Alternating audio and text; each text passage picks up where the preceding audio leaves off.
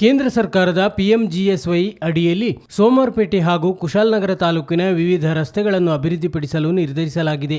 ಈ ಹಿನ್ನೆಲೆಯಲ್ಲಿ ಕ್ಷೇತ್ರದ ಶಾಸಕ ಡಾಕ್ಟರ್ ಮಂತರಗೌಡ ಪಿಡಬ್ಲ್ಯೂಡಿ ಇಂಜಿನಿಯರ್ಗಳ ಜೊತೆ ಸ್ಥಳ ಪರಿಶೀಲನೆ ಮಾಡಿದರು.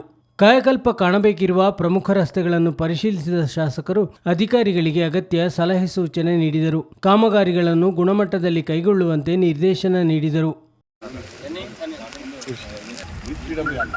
ಇಲ್ಲ ನಾನೇ ಜಿಲ್ಲಾ ಪಂಚಾಯತ್ ನಾನೇ ದುಡ್ಡು ಹಾಕಿದ್ದೀನಿ. ನಾವೇ ಮಾಡಿದೀವಿ.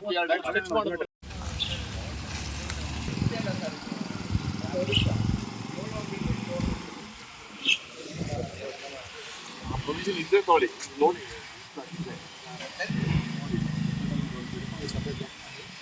ಎಲ್ಲೆಲ್ಲ ಆಗಿಲ್ಲ ಎಲ್ಲ ಮಾಡ್ಬಿಟ್ಟು ಹೈಟೆಕ್ ಆಗಿ ಮಾಡ್ತಿತ್ತ.